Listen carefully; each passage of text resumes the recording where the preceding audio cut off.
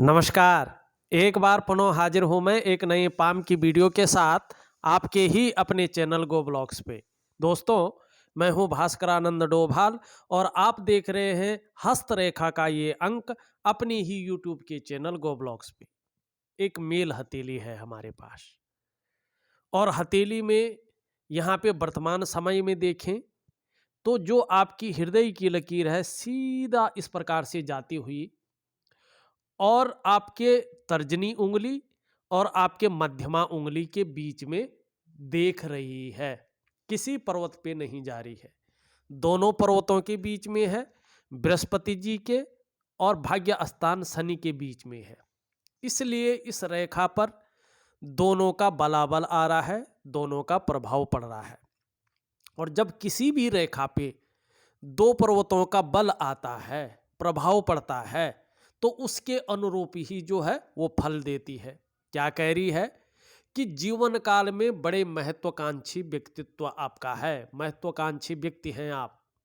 आपकी सोच वर्तमान समय में आगे बढ़ने की हो रही है।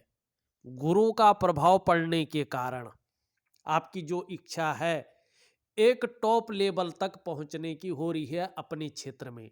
वहीं शनि का प्रभाव पड़ रहा है, जिसके प्रभाव के चलते आगे बढ़ने के लिए अब ऐसा समय आ गया है आपके अनुसार कि चाहे कितनी भी मेहनत करनी पड़े, कोई जुगाड़ लगाना पड़े, कोई हथकंडा इस्तेमाल करना पड़े, इन किन प्रकारेण जो भी आपसे हो जाए वो करेंगे। ये यहाँ पे हृदय की रेखा बताती हुई यहाँ पे नजर आ रही है। अब इसी में एक भेद भी है। यहाँ पे से एक रेखा और ब्रांच इस पे आती हुई दिखाई दे रही है और एक विष्णु का सिंबल बना रही है, बृहस्पति का गुण आ रहा है। कहीं ना कहीं ये भावना भी आ रही है कि केवल अपने स्वार्थ या अपने परिवार के स्वार्थ के लिए न सोचा जाए, सबके लिए सोचा जाए। और कहीं ना कहीं व्यक्तित्व सबके लिए सोचने वाला भी यहाँ पे बनता हुआ दिख रहा है। दूसरी बात है, विष्णु का सिंबल बन रहा है, ये कह रहा है कि आगे अगर आप अच्छी राह पर चलते हैं, अच्छा कार्य करते हैं, तो देर भले हो जाए लेकिन आपके कार्यों को निश्चित ही सफलता मिलेगी, ये निश्चित है। और भगवान विष्णु के जितनी ज़्यादा आप शरणागति जाएंगे उतना जीवन में आपको फल मिलेगा। यहाँ पे विष्णु की कृपा है, लेकिन गुरु के कमजोर होने से, इस पे भी आऊंगा मैं, वो विष्णु की कृपा आपको नहीं मिल पा रही है, वो आशीर्वाद नहीं मिल पा रहा है जो वास्तव में मिलना चाहिए। इसके लिए क्या करना है, इसके लिए मैं व्हाट्सएप नंबर पे आपको विस्तृत रूप से जानकारी दे दूंगा कि आपको क्या क्या करना है। यहाँ पे एक और चीज वर्तमान में देखें, जो आपकी ये उंगली है ये पूरी तरह से झुक रखी है। अब मैं मिलाते जाऊंगा योग कैसे बन रहा है, एक एक करके नहीं देखूंगा। योग जैसे जैसे योग बन रहे हैं उस हिसाब से जो है आपको बताता हूं। ये बृहस्पति की उंगली है, ये कर्ब ले रही है आपकी जो है मिडिल फिंगर की तरफ। तो आपके अंदर कहीं ना कहीं धार्मिक भावनाएं जागृत हो रही हैं। ईश्वर में विश्वास रखने वाला व्यक्तित्व आपका है। जहां आपके अंदर एक, जिसको कहते हैं कि दूसरे की सेवा करना, जिसको कहते हैं कि भक्ति करना, वो यहाँ पे साफ दिखाई दे रहा है। कहीं ना कहीं जो है ईश्वर के प्रति अगाध प्रेम यहाँ पे दिखाई दे रहा है, ईश्वर में विश्वास रखने वाला व्यक्तित्व यहाँ पे दिखाई दे रहा है। उसके साथ साथ देखें तो बीच की जो उंगली है वो भी लंबवत खड़ी है, मानी मेहनत करने में भी कहीं कोई कायरता नहीं दिखाई दे रही है। हर समय जो है हर पल तत्पर रहने वाला व्यक्तित्व दिखाई दे रहा है। ये उंगली भी पूरी तरह से झुक रखी है यहाँ पे मिडिल फिंगर की तरफ। तो निश्चित ही नेम और फेम पाने की इच्छा प्रबल हो रही है और कहीं ना कहीं अपनी चीज़ों को विस्तार देने की इच्छा भी यहाँ पे प्रबल होती हुई दिखाई दे रही है। साथ में देखें तो दोनों उंगलियां यहाँ पे बराबर हैं और ये दोनों उंगलियां जिस भी व्यक्ति की हथेली में बराबर होती हैं, ऐसा जातक धन तथा यश का भूखा होता है। ऐसे लोगों को पैसा और सम्मान बहुत जरूरी होता है और मात्र जीवन का लक्ष्य भी यही होता है, ये यहाँ पे दिखाई दे रहा है। अब एक चीज और देखिएगा, बहुत जरूरी है वो चीज देखनी, क्योंकि यही चीज सबसे ज्यादा प्रभाव देती है व्यक्ति के जीवन में। देखिएगा, जो आपकी इंडेक्स फिंगर है उसके नीचे का जो ये भाग है ना, इसको हम कहते हैं बृहस्पति। और जब देवगुरु बृहस्पति कुंडली में, जन्म पत्री में या हस्त रेखा में देखें तो सबसे महत्वपूर्ण यही माने गए हैं, क्योंकि शास्त्र में इनको कई चीजों का कारक माना गया है जो हमारे जीवन में सबसे ज्यादा शुभ या जरूरी है। चाहे वो ज्ञान हो, चाहे आपका विवाह हो, चाहे संतान हो, चाहे पैतृक संपत्ति हो, चाहे आपका धन हो, सभी प्रकार के सुख जो मानव जीवन के लिए चाहिए, कहीं ना कहीं आपके बृहस्पति से ही देखे जाते हैं। देखिएगा, एक छोटी सी चीज याद रखिएगा, जो ये गुरु है ना, ये धन राशि मीन राशि का स्वामी है। इनको धनु राशि और मीन राशि का स्वामी माना गया है। जो सूर्य है, जो चंद्रमा है, ठीक है ना, और जो ये मंगल है, ध्यान रखें, सूर्य है, चंद्रमा है और मंगल है, इसके ये मित्र हैं जिनसे इनकी अधिक मित्रता है। और गुरु जो है ज्ञान का कारक है, गुरु का कारक है जो अंधेरे से प्रकाश की ओर ले जाता है। और गुरु का मतलब शिक्षक या कोई ऐसा व्यक्ति जो आपको पढ़ाए, गुरु का मतलब वो होता है। अब इस प्रकार से साधारण भाव में हो, जब गुरु खराब होता है तो निश्चित रूप से ऐसे व्यक्तियों को गुरु नहीं मिल पाता है, मानी जो सही दिशा दिखाने वाला हो वो बहुत कम मिल पाता है। कहीं ना कहीं जीवन में बहुत ज़्यादा संघर्ष ऐसे लोगों को करना पड़ता है, संघर्ष की उत्पत्ति बहुत ज़्यादा हो जाती है। अपने आप को व्यक्ति अकेला महसूस करता है। अगर आपका गुरु खराब है तो ये चीज़ें आपके साथ निश्चित हैं, कहीं ना कहीं आप अकेलेपन की ओर चले जाएंगे। और देखिएगा दूसरी चीज, ये तो मैंने गुरु के बारे में बताया है कि गुरु क्या है और क्या फल देता है, ठीक है ना। और अभी इस गुरु को देखें थोड़ा सा यहाँ पे हथेली में, तो ये जो है बिल्कुल साधारण अवस्था में है और कहीं ना कहीं शनि की तरफ देख रहे हैं। जब गुरु शनि की तरफ देखता है तो पारिवारिक समस्याएं उत्पन्न होती हैं, व्यक्ति को पारिवारिक समस्याओं का सामना करना पड़ता है। आपका गुरु यहाँ पे बहुत साधारण अवस्था में बैठे हैं, ये धन का ग्रह भी है, प्रतिष्ठा का भी ग्रह है, ये आपका परिवार का ग्रह भी है। और जब ये साधारण अवस्था में बैठते हैं ना, तो ये व्यक्ति के अंदर भी साधारणता देते हैं। ये इस समय आपके अंदर साधारणता देते हुए दिख रहे हैं, एक सामान्य व्यक्तित्व देते हुए दिखाई पड़ रहे हैं। हंसमुख स्वभाव जरूर रहेगा, देखा जाए तो दयालुता और परोपकार की भावना रहेगी। आर्थिक पक्ष लगभग ठीक ठाक रहेगा, लेकिन यश की प्राप्ति के लिए मन में बहुत ज़्यादा झुकाव बना रहेगा। स्वतंत्रता और नेतृत्व की चाह रखने वाला व्यक्तित्व आपका रहने वाला है, ये गुरु दे रहा है। लेकिन देखा जाए तो पारिवारिक समस्याएं बनी रहेंगी और व्यक्ति को बिल्कुल अकेलापन सा महसूस होगा। कहीं ना कहीं जो है अकेला रहना, जीवन में संघर्ष रहना, जीवन के जो खुशियां हैं, जो एक्चुअल व्यक्तित्व है, जो घर बार है, उस पे बहुत ज़्यादा असर गुरु डालता हुआ यहाँ पे दिखाई दे रहा है। साथ में अगर एक चीज़ और देखें, जो आपकी ये उंगली है, इसका नीचे का जो ये भाग है, इसको कहते हैं हम सूर्य का पर्वत। यहाँ पे बहुत ज़्यादा गड्ढानुमा बना हुआ बैठा हुआ है। इसका मतलब सीधा सा है। मैंने पहले भी जो है कुछ वीडियोज में बताया है कि इसका मतलब होता है कि आपके जो शारीरिक चक्र हैं वो सूर्य के चक्रों के साथ तालमेल में नहीं है। और जब सूर्य के चक्रों के साथ तालमेल में नहीं होते हैं तो निश्चित रूप से आपकी जो शारीरिक सेहत है या मानसिक सेहत है वो बहुत ज़्यादा अच्छी नहीं होगी। ऐसे व्यक्तियों का जो मानसिक संतुलन है एकदम परफेक्ट नहीं रहता, कहीं ना कहीं तनाव और संघर्ष की स्थिति रहती है। और जीवन सहजता से सरलता से नहीं चलता है, उसमें अड़चने ही आती हैं।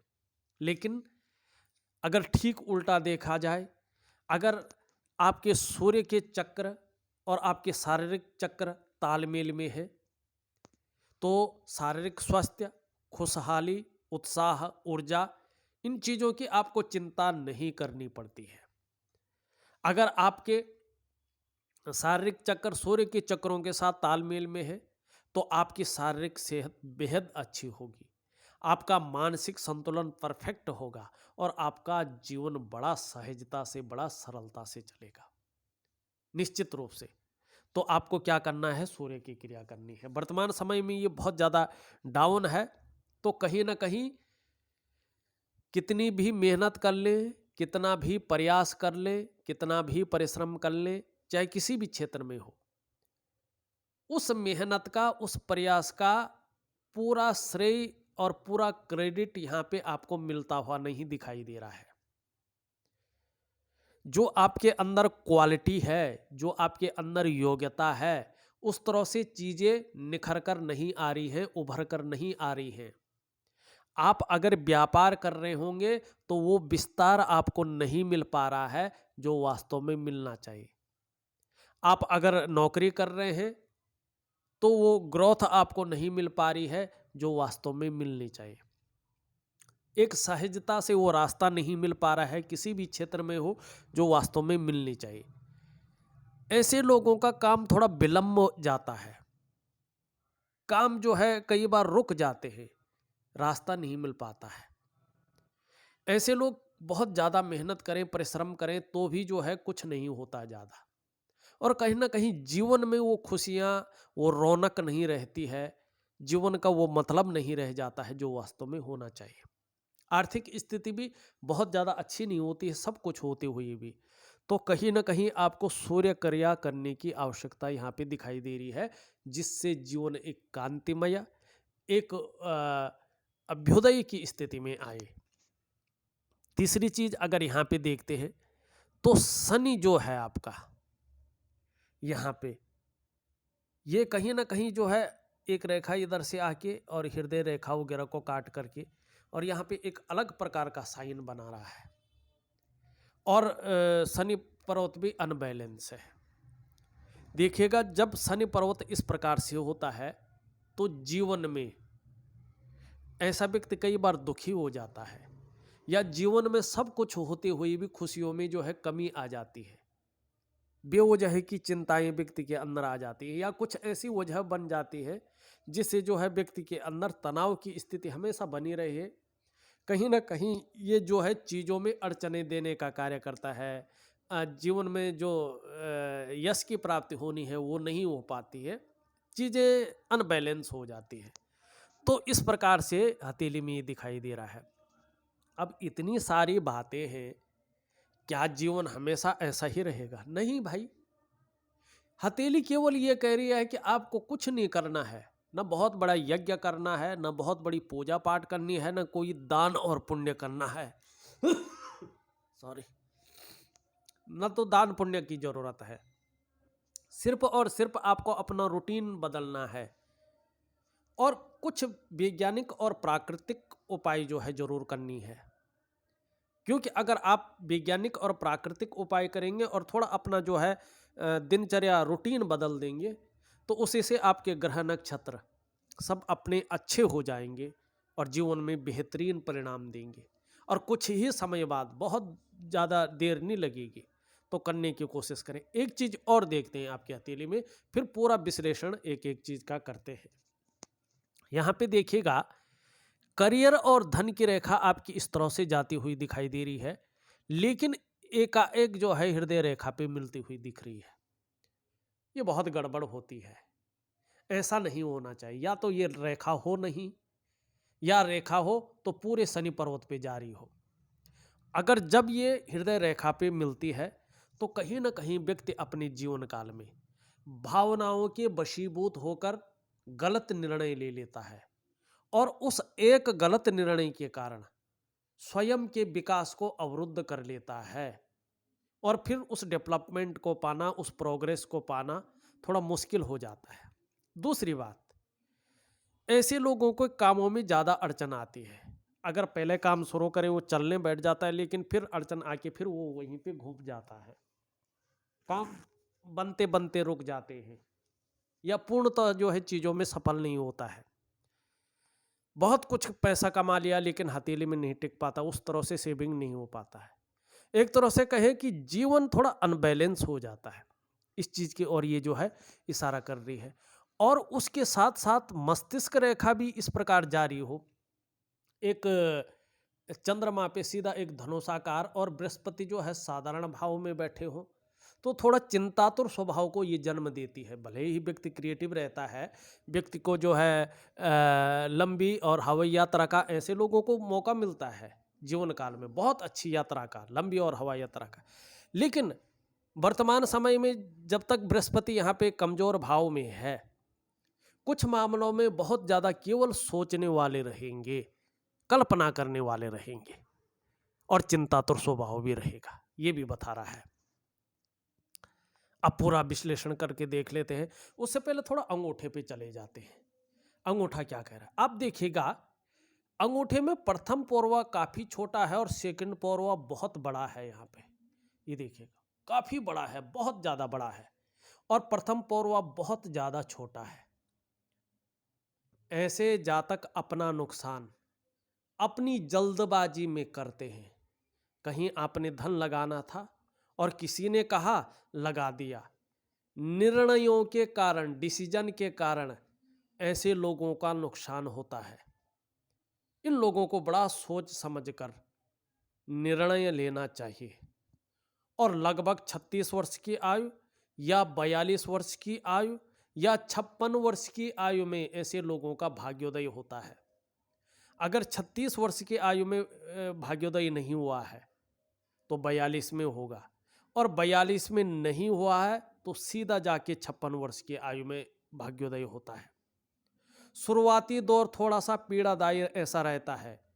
घर परिवार का भी सुख कम मिलता है। घर और परिवार का सुख तो बहुत कम मिलता है ऐसे लोगों को, अगर ऐसा है अंगूठा तो। लेकिन क्या 36 वर्ष की आयु में अगर भाग्योदय नहीं हुआ, 42 में भी नहीं हुआ, तो व्यक्ति 56 की वेट करेगा? नहीं भाई। क्या करना चाहिए, डिसीजन लेने की जो क्षमता है उसको बढ़ाना है। और कुछ बढ़ाना क्या है कि 2-3 बार 4 बार सोच के जो है डिसीजन लेना है। त्वरित डिसीजन नहीं लेना है किसी काम में, चाहे वो पारिवारिक हो, चाहे वो जो है करियर और धन के मामले में हो। ये अंगूठा विशेष दिखाता है कि जल्दबाजी में अपना नुकसान करेंगे और शुरुआती दौर पीड़ादायी रहेगा। घर परिवार का भी सुख नहीं मिल पाएगा, कम मिलेगा। तो ये अंगूठे के कारण चीजें ऐसी बन रही है। ऊपर से ग्रह नक्षत्र थोड़ा ठीक नहीं दिखाई दे रही है, लेकिन थोड़ा सा रूटीन चेंज करें, थोड़ा सा अपनी चीज़ों को चेंज करें तो निश्चित ही सब कुछ मिलेगा। अब अच्छी चीज़ें भी हथेली में है। अगर आप जो है रूटीन चेंज कर लेते हैं, चीज़ों को ठीक कर लेते हैं, ये आपकी हथेली में है। आपकी हथेली में प्रॉब्लम भी है, आपकी हथेली में सॉल्यूशन भी है। क्या है, अब देखिएगा अच्छी चीज़ों की ओर जाते हैं। यहाँ पे ये मरकरी का माउंट है, बुध का, और ये उंगली जो है ये कहीं ना कहीं हल्की टर्न हो रही है। और कहाँ हो रही है? रिंग फिंगर की तरफ। तो धन कमाने की जो इच्छा है, ललक है, उसको ये पैदा कर रही है। लेकिन साथ साथ में लंबी है और इसके पहले पोरवे तक पहुंच पा रही है। बहुत सुंदर है, खड़ी भी है और पहले पोरवे तक भी पहुंच पा रही है। ये अत्यंत श्रेष्ठ है। ऐसा व्यक्ति जो है प्रैक्टिकल रूप में देखे तो व्यापारी वर्ग के व्यक्ति होते हैं। नौकरी कर रहे हो और पढ़े लिखे अच्छे हो तो अधिकारी लेवल के व्यक्ति होते हैं। कुल मिला के बात करें, ऐसा व्यक्ति उच्च वर्ग का व्यक्ति होता है। जीवन में श्रेष्ठता और सफलता ऐसे व्यक्ति को मिलती ही मिलती है। ऐसा जातक स्वयं के बलबूते पे भी कुछ करने वाला होता है, और ये गुण, ये उंगली आपके अंदर देती हुई दिखाई दे रही है। कहीं ना कहीं देखो 18 महीने तक जो आपके ग्रह नक्षत्र हैं ये इसी रूप में रहेंगे। अगर आपने क्रियाएं नहीं बदली, रूटीन नहीं बदला और ध्यान, योग क्रिया और सूर्य क्रिया नहीं की, या जो भी आपके कुल पुरोहित हैं या जो ज्योतिषी हैं वो आपको उपाय देते हैं, आप नहीं करते हैं, तो ये इसी रूप में रहेंगे। फिर जीवन ऐसा ही चलेगा। सीधा 56 वर्ष की आयु में कुछ करो न करो, अपने आप भाग्योदय होगा, नेचुरल तरीके से होगा, आपको करने की जरूरत नहीं, जैसे है वैसे रहो। लेकिन आपको जल्दी से अपना भाग्योदय कराना है तो अपना रूटीन थोड़ा चेंज करिएगा। कुछ नहीं करना भाई, रूटीन चेंज करना है। थोड़ा योगा, व्यायाम, थोड़ा ध्यान क्रिया, योग क्रिया, सूर्य क्रिया, बहुत सरल चीजें हैं, वो करिएगा, अपने आप सही हो जाएगा। और फिर ये उंगली अपना कमाल दिखाएगी, ये निश्चित है। अब जो है ये तो बहुत अच्छी है। जीवन की रेखा देखते हैं। जीवन की रेखा इधर से आती हुई दिखाई दे रही है, ये भी बहुत अच्छी है। जीवन की रेखा भी जीवन में निरंतर उन्नति की निशानी है, और आगे आने वाले समय में परिवार के प्रति भी समर्पण की भावना है। बहुत बड़ी लाइलाज बीमारी, बहुत बड़ा जो है आर्थिक रूप से मंदी, ऐसी चीज आगे नहीं रहेगी। कहीं ना कहीं आपको जो है आर्थिक रूप से, सामाजिक रूप से, पारिवारिक रूप से ये सबल करेगी। और देखा जाए यहाँ पे अंत में एक त्रिभुज भी बन रहा है। ये कई बार वैराग्य की स्थिति भी उत्पन्न करता है और कई बार जो है धन भी देता है, ये दोनों चीजें देता है। ये अंत में बन रहा है ओल्ड एज में, तो कहीं ना कहीं आध्यात्मिक की तरफ जो है व्यक्ति वैराग्य की ओर जाएगा, ठीक है ना। और वैराग्य उसे कहते हैं जब व्यक्ति घर में रहता है लेकिन उसको धन दौलत या भौतिक सुख सुविधाओं का कोई मतलब नहीं रहता, खुशी से अपना जीवन जैसा भी है जीता रहता है, उसको वैराग्य कहते हैं। अब यहाँ पे देखते हैं आपकी जो है स्वास्थ्य की रेखा है मणिबंध में, ये व्यक्ति के आरोग्य के बारे में बताती है। ये व्यक्ति के जो है कहें तो स्वास्थ्य के बारे में, तंदुरुस्ती के बारे में बताती है। ये रेखा बहुत अच्छी है। कहीं ना कहीं बहुत बड़ी लाइलाज बीमारी या बहुत बड़ी कष्टदायक, पीड़ादायक बीमारी नहीं रहेगी जीवन में। दूसरी लाइन देखें, ये लाइन बहुत कम बनी है, इसको कहते हैं संपत्ति की लाइन। और संपत्ति की लाइन के साथ साथ ये जो करियर और धन की रेखा है, इससे भी ये संबंध रखती है। दोनों रेखाएं आपकी बहुत अच्छी नहीं है। ये रेखा भाग्य रेखा से संबंधित रखती है, ये मैंने बता दिया है, ठीक है ना। ये बहुत अच्छी नहीं है, इसके लिए आपको लक्ष्मी की पूजा करनी होगी। अब वो वैज्ञानिक ढंग से कैसी करनी है मैं उसका भी आपको बता दूंगा, लेकिन करने जरूर है। तीसरी रेखा है आपकी जिसको हम कहते हैं सुख की रेखा। सुख की रेखा यहाँ पे जो है बहुत मध्यम है, मानी विलुप्त सी दिखाई दे रही है। संपत्ति की रेखा थोड़ी बहुत ठीक है, स्वास्थ्य की रेखा बहुत ही अच्छी है, लेकिन सुख की रेखा बहुत गड़बड़ है। मतलब और कुछ हो सकता है लेकिन सुख अभी जो है बहुत यहाँ पे कम दिखाई दे रहा है। जीवन में सब कुछ मिल सकता है लेकिन सुख की प्राप्ति कम है, ठीक है ना। जो जातक को स्वास्थ्य, धन और ऐश्वर्य भोगने का सुख प्रदान करती है उसे सुख रेखा कहते हैं, वो बहुत कम दिखाई दे रही है। और एक रेखा जब उदयमान होती है तो 3.5 से 4 वर्ष के अंदर वो रेखा पुष्ट होती है। तो आपने क्या करना है, भगवान विष्णु के शरणागत जाना है। भगवान जो आपके ग्रह है बृहस्पति जी हैं उनको भव्य करना है, सूर्य को भव्य करना है, निश्चित ये रेखा अपने आप अच्छी स्थिति में आ जाएगी। लेकिन एक अच्छी चीज आपको सूचना दे रही है, क्या दे रही है, आपकी हथेली में एक सम्राट रेखा भी उत्पन्न हो रही है। और ये सम्राट रेखा भी बहुत अच्छी रूप में उत्पन्न हो गई तो जीवन में सारे सुख व्यक्ति को प्राप्त हो जाते हैं।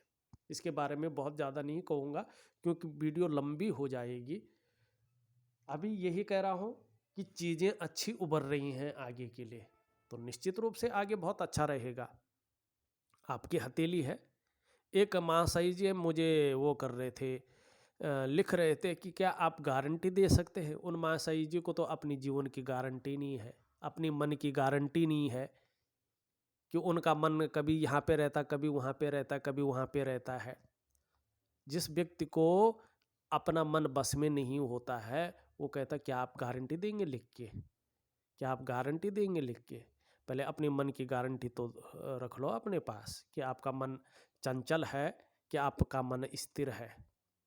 अगर हम जीवन में अपने को जो है एक अनुशासनात्मक ढंग से रखते हैं, अपने कर्म पे विश्वास करके आगे बढ़ते हैं, तो हमें गारंटी किसी से लेने की ज़रूरत थोड़ी होती है। हम स्वयं ही अपने मन के और अपने जीवन के गारंटर रहते हैं। चले आगे चलते हैं। अब यहाँ पे एक चीज़ देखिएगा, अंगूठे के नीचे का ये भाग है, इसको शुक्र का पर्वत कहते हैं। ये आप लोग भी जानते हैं, कला है, सौंदर्य है, सुंदरता है, इन सब चीज़ों के लिए और एक सुखद जीवन के लिए हथेली में इसका पुष्ट और सुंदर होना बहुत ज़रूरी होता है।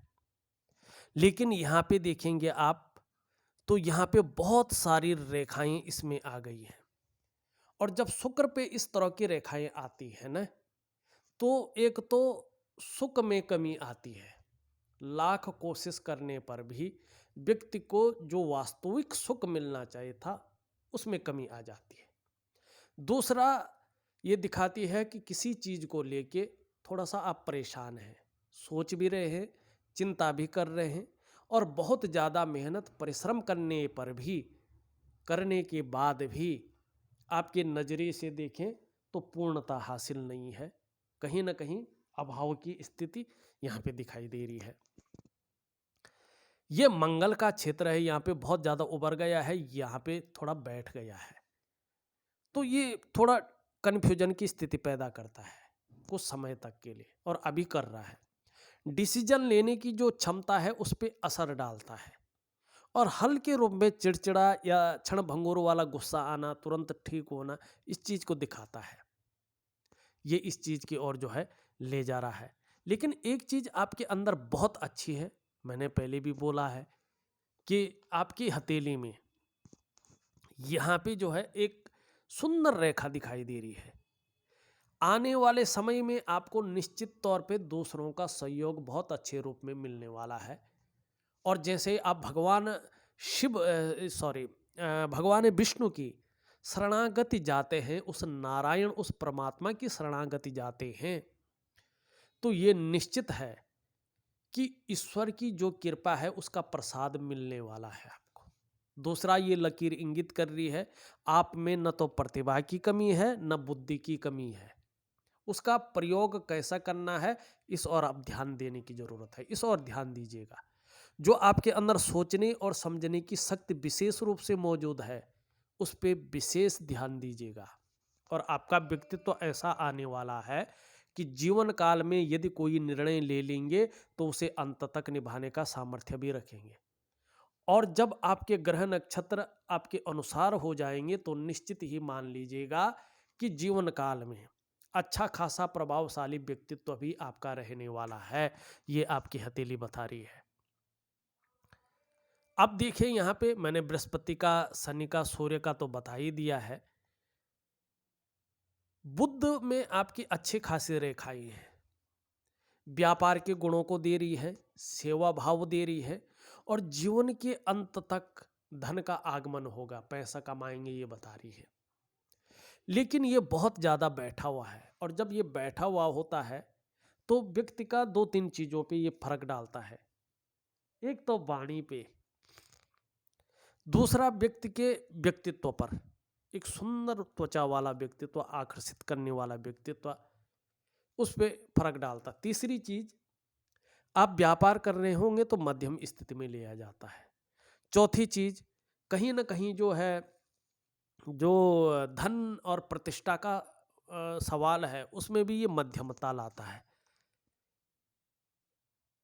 यहाँ पे अगर चंद्रमा को हम देखते हैं तो चंद्रमा एक जो इस तरह की रेखाएं आपकी जारी हैं, व्यापार की रेखाएं, कहीं ना कहीं उसमें वर्ग बन रहे हैं, और चंद्रमा का प्रभाव वर्ग पे पड़ रहा है।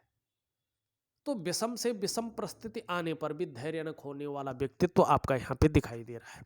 लेकिन इसमें एक कट भी है, जल क्षेत्र से थोड़ा सा दूर रहना पड़ेगा आपको जीवन में, और इस कट की वजह से और इस प्रकार से ये हल्का अनबैलेंस है, वर्तमान समय में बहुत ज़्यादा टाइम तक नहीं रहेगा। जिसके कारण ये कभी कभी मन को गड़बड़ रखता है, मानसिक परेशानी देता है, कभी कभी भावुकता ज़्यादा दे देता है, बात बात पर आंख से आंसू बह सकते हैं, इस प्रकार की भावुकता देता हुआ नजर आ रहा है। कभी कभी ये इमोशनली बहुत ज़्यादा परेशान करता है आपको, और कभी कभी नींद आने में भी हल्की दिक्कत का सामना करना पड़ सकता है, इस बात की ओर ये ले जा रहा है। लेकिन इसको ठीक करने का मैं उपाय दे दूंगा। कुल मिला के बात करें तो कुछ चीज़ों का आप ध्यान रखिएगा। एक तो जल्दबाजी में डिसीजन मत लीजिएगा। दूसरा, थोड़ा सा रूटीन अपना बदल दीजिएगा, वो मैं ऑडियो के माध्यम से भी आपको बता रहा हूं, उस हिसाब से आप जरूर कर लीजिएगा। तीसरा, भावनाओं के वशीभूत होकर गलत निर्णय मत लीजिएगा। और चौथा, जो भी आपके ग्रह नक्षत्र हैं उस पर विशेष ध्यान दीजिएगा। निश्चित ही जीवन काल में सफलता मिलेगी, थोड़ी सी लेट मिलेगी लेकिन जरूर मिलेगी। और जो ग्रह नक्षत्र आपके हैं, कहीं ना कहीं 18 महीने के बाद अगर आपने सही दिशा की तरफ सही मेहनत कर ली तो ये बहुत फलत्व स्थिति में आएगा और नारायण की शरणागत जरूर जाएगा। बिना भगवान विष्णु की शरणागत जाए कुछ भी नहीं मिलेगा, ये निश्चित है। आपको चाहिए आपके जो इष्ट देव हैं भगवान बद्री विशाल जी, बैकुंठ धाम के स्वामी, वो नारायण, वो परमात्मा स्वयं आपके इष्ट देव हैं, उनसे मुख मत मोड़ लीजिएगा। जितनी ज़्यादा उनकी शरणागति जाएंगे, जीवन में आपको न तो जन्म कुंडली बताने की ज़रूरत होगी, न हथेली बताने की ज़रूरत होगी, न किसी ऋषि मुनि से अपने भविष्य पूछने की ज़रूरत होगी। वो नारायण स्वयं एक बार हाथ रख देंगे तो जीवन अपने आप सफलता की सीढ़ी चढ़ेगा, ये निश्चित है। इस वीडियो में बस इतना ही। एक नई वीडियो के साथ पुनः उपस्थित होऊंगा, तब तक के लिए नमस्कार।